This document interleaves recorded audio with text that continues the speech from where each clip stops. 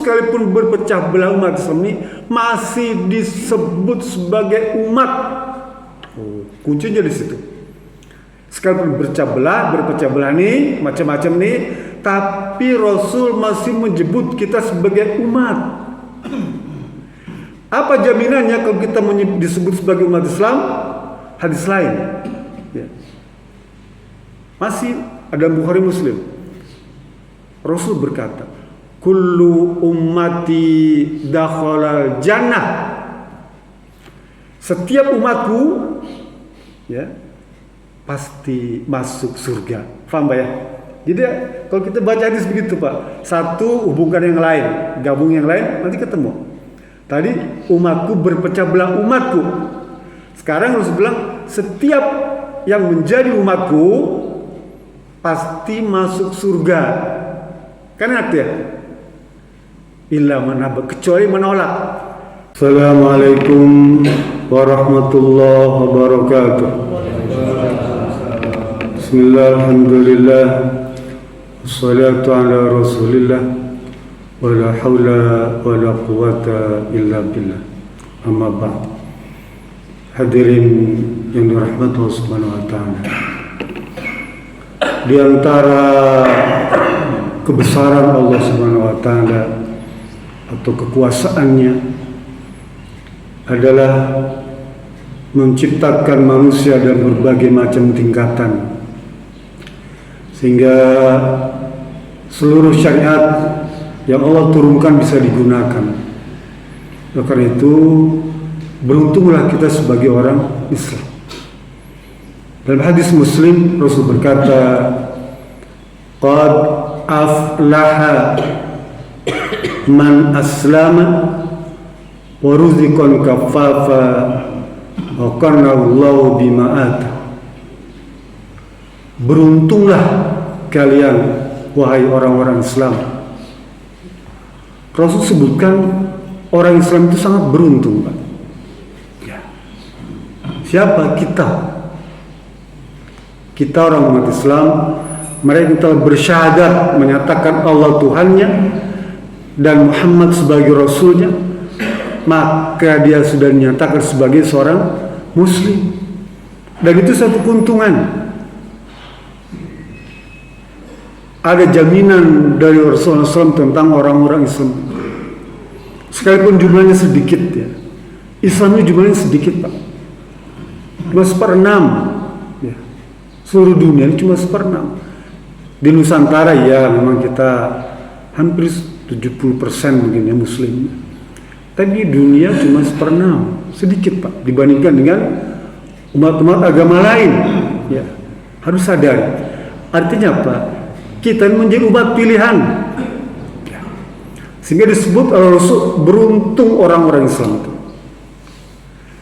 Dalam hadis Abu Hurairah, Muslim juga, Rasul berkata, "Sataftariku ummati ala salasin wa sab'in." Umatku, Rasul bilang, umatku nanti akan terpecah menjadi 73 golongan. Kullum finnar ila wahidah. Semuanya masuk neraka kecuali satu. Tuh. Ditanya oleh sahabat, ya Rasulullah, mana ya Rasulullah? Ma ana alaihi washabi. Mereka yang mengikutiku dan mengikuti para sahabatku. Mereka yang selamat. Ya. Perhatikan teks hadis tadi itu. Kita belajar tentang hadis. Bagaimana dulu? Sataftariku ummati, akan berpecah umatku. Artinya apa? Sekalipun berpecah belah umat Islam itu, ya umat Islam nih berpecah belah, ya di kita saja banyak Pak golongan-golongan tuh. Ormas tuh ada hampir 12.000 ormas di Nusantara nih Pak. Yang besar itu banyak sekali. Dan itu banyak orang Islam yang golongan-golongan itu. Rasul bilang umat itu akan berpecah menjadi 73 golongan. Ya, sekarang sudah lebih. Ya. Semuanya masuk neraka kecuali satu. Sataftariku ummati, umatku Rasul sekalipun berpecah belah umat Islam ini masih disebut sebagai umat. Kuncinya di situ. Sekalipun berpecah belah nih, macam-macam nih, tapi Rasul masih menyebut kita sebagai umat. Apa jaminannya kalau kita disebut sebagai umat Islam? Hadis lain. Ya. Masih ada Bukhari Muslim. Rasul berkata, kullu ummati dakhala jannah. Setiap umatku ya pasti masuk surga. Paham ya? Jadi kalau kita baca hadis begitu Pak, satu hubungkan yang lain, gabung yang lain, nanti ketemu. Tadi umatku berpecah belah umatku. Sekarang Rasul bilang setiap yang menjadi umatku pasti masuk surga. Kan artinya illa manaba, kecuali menolak. Wong umat Islam ini mau dimasukin ke surga dia menolak. Nah, yang menolak gak mau. Ya sudah, kamu gak mau. Mau dikasih bantuan hadiah, pinjaman, nggak menolak ya sudah nggak apa-apa. Ini Allah kasih peluang ya umat Islam ini mau dimasukkan ke dalam surga, kecuali menolak. Ketika ditanya siapa yang menolak Rasulullah, man ata'ani dakhala jannah, ya, wa man asani faqad aba. Barang siapa taat kepadaku, artinya taat kepada Allah, maka dia pasti masuk surga. Termasuk umat yang berpecah belah tadi itu. Ya. Boleh taat, masuk surga. Itu hebatnya. Oleh karena itu Rasul bilang dalam hadis Muslim tadi, qad aflaha, aflat al-falah. Falah, ya. Sukses, berhasil, menang, jaya, ya. Falah. Sungguh telah berjaya, beruntung, berhasil, ya, sukses, bahagia. Siapa? Man aslama, mereka yang mengaku beragama Islam. Siapa yang beragama Islam itu? Kita yang datang ke masjid nih, ya, yang punya KTP Jawa Barat Islam Muslim itu, mereka berhak masuk surga. Ya, beruntung. Yang kedua, Rasul bilang tadi beragama Islam. Yang kedua, waruzuqan kafafa, mereka yang dikasih karunia dengan rizki. Ya. Adakah orang Islam tidak dikasih rezeki? Diberikan Pak. Allah Maha Adil. Ya. Memang bertingkat-tingkat, tidak merata rezeki itu. Tapi di sanalah kebesaran Allah Subhanahu Wa Taala. Dengan begitu syariat, zakat, infak, sedekah bisa jalan. Ya. Kalau misalnya semuanya rata, kaya semua, Allah bisa nggak? Bisa. Ada banyak hadis ceritakan diskusi ya. Allah sanggup membuat semua orang jadi kaya semua. Mudah. Sebaliknya, Allah sanggup membuat orang susah semua. Tapi ada sifat Allah tidak mungkin berbuat aniaya dan zalim kepada hamba-Nya. Gak mungkin. Allah tidak pernah zalim, jadi tidak mungkin. Allah bisa buat orang beriman semua bisa. Diskusinya panjang sekali itu. 2 lembar tuh, cerita tentang kemampuan Allah untuk membuat orang beriman semua, ya, atau mungkar semua, dan Allah tidak rugi Pak. Kalau kita beriman semua nih Pak, kayak Nabi Muhammad semuanya soleh semua, Allah nggak punya untung. Sebaliknya semuanya jahat kayak Fir'aun, Allah juga nggak rugi tuh. Yang beruntung kita. Kembali, jadi kita sudah dijamin oleh Allah Subhanahu Wa Taala tentang rizki itu. Ya. Udah pegang lah nih ya. Jangankan kita Pak, wa min dabbatin, seluruh makhluk yang merayap tuh Pak, cacing. Allah kasih rezeki. Burung terbang tuh, pagi-pagi dia terbang kemana, temboloknya kosong, pulang penuh. Cacing, burung, siput itu makhluk Allah yang dijamin rezekinya, padahal dia tidak punya kewajiban melaksanakan syariat.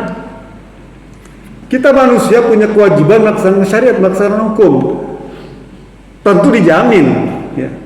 Bagaimana kita bisa melaksanakan syariat, zakat, infak, sedekah kalau tidak bisa diberikan rezeki? Oleh itu jangan cemas. Ya. Bahkan kita boleh menuntut kepada Allah dan menuntut Tuhan, ya Rabb, ya. Aku akan tuntut engkau jika sekiranya kau meminta untuk memberikan zakat, sedekah, infak tanpa engkau berikan rizki. Boleh. Islam itu hadisnya Imam Sufyan Ad-Dari itu begitu. Minta pada Allah, ngadu, ya Rabb, bagaimana aku bisa melaksanakan syariat zakat, infak, sedekah kalau engkau tidak berikan kepadaku rizki berupa mal? Ngomong pada Allah. Artinya apa? Rizki pasti Allah berikan. Ya. Bahkan nih rizki ini kata Allah apa? Ya. Allah memberikan lebih banyak daripada yang kita minta. Kita minta rizki itu paling terbatas, mungkin 10-20 macam. Ya. Tapi Allah ngasih kita ratusan macam rizki itu. Saking banyaknya. Nanti baca surat Ibrahim ayat 34 tuh. Ya. Apa?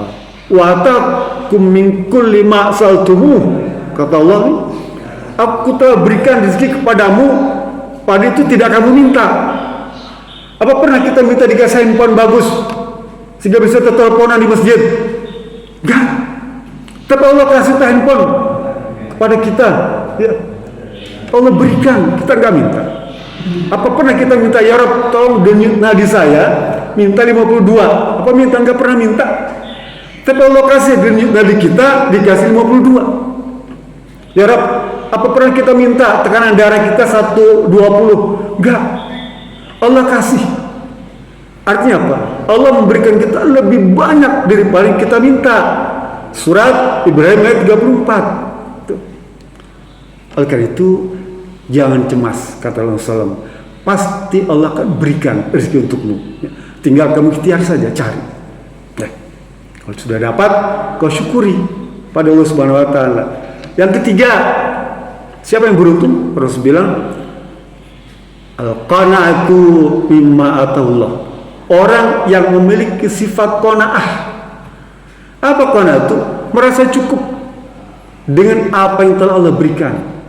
Beruntung, Pak. Orang yang memiliki sifat qanaah, dia senantiasa selalu bersyukur pada Allah Subhanahu wa taala. Sekecil apapun. Syukur ini sifat Allah Subhanahu wa taala, sifat para nabi, sifat orang soleh, dan sifat orang beriman. Jadi kalau kita bersyukur dengan apa yang Allah berikan, maknanya kita adalah orang baik, orang beriman. Ya. Allah saja bersyukur. Bagaimana Allah bersyukurnya?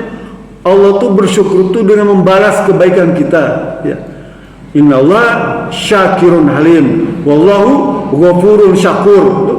Sesungguhnya Allah itu, ya, Maha Pengampun dan Maha Bersyukur, mengampuni segala macam dosa sebesar apapun. Syakur artinya membalas kebaikan hambanya, perbuatan baiknya sekecil apapun. Ghafurun syakur, sifat Allah, ya. Sifat para nabi. Nabi Ibrahim termasuk syakiran lian umih, nabi yang sangat bersyukur atas nikmat yang Allah berikan. Para nabi itu, Nabi Muhammad SAW dalam hadis Siti Aisyah itu, saking semangatnya Rasul itu sholat malam dia. Wa idza sholat qama hatta tafattar rijlahu. Nabi Muhammad itu kalau sholat malam, kata Siti Aisyah, sampai betisnya itu bengkak-bengkak, Pak. Ditanya oleh Siti Aisyah, ya Rasulullah, atakafal hada, ya, qad ghufirallahu ma taqaddama min wa ma ta'akhkhar. Ya Rasulullah, ngapain sih kau ini sampai berpayah-payah begini sholat malam, bengkak-bengkak kakinya? Bukankah kamu sudah diampuni dosanya dulu, sekarang, dan akan datang? Terus bilang apa? Apakah aku tidak boleh menjadi orang bersyukur, Aisyah? Ya. Apakah tidak boleh aku menjadi hamba yang bersyukur pada Allah? Artinya apa? Sholat malam itu menjadi cara Rasul untuk bersyukur kepada Allah Subhanahu wa taala. Oleh karena itu, syukur ini ciri para nabi dan ciri orang beriman. Dalam hadis Muslim, ajaba li amril mu'minin, sungguh mengagumkan keadaan orang beriman. Kalau dikasih nikmat dia bersyukur, kalau dikasih musibah dia sabar. Itu ciri orang beriman dan gak ada pada agama lain. Jadi kalau kita bisa mendapatkan nikmat nih, ya, syukuri. Tandanya qanaah sekecil apapun. Lalu apa keuntungan orang qanaah? Yang kedua, dia tidak iri, Pak. kepada orang lain, ya. Tidak merasa iri dengan orang yang dilebihkan kehidupannya, baik jasmaninya maupun rohaninya ataupun malnya. Gak iri dia, ya. Yang ketiga, orang punya sifat qanaah dari ridha. Apa yang terjadi pada dirinya, keluarganya, masyarakatnya, dan pada orang lain. Ridho dengan orang lain yang mendapatkan kelebihan, dan ridho pada dirinya mendapatkan kekurangan. Ya. Qanaah itu begitu, Pak. Bagaimana caranya agar kita bisa qanaah? Pertama tadi bersyukur, mensyukuri nikmat yang telah berikan. Yang kedua, tengok ke bawah. Undur ila man asfala minkum. Tengok orang yang lebih rendah daripada kita. Ya, ilmunya, pengetahuannya, hartanya, jabatan, rezekinya, tengok pada dia. Ya. Jangan tengok ke atas, tengok ke bawah, maka kita menjadi orang bersyukur. Syukur kita. Yang ketiga, yakinkan bahwa di dunia hanya sementara.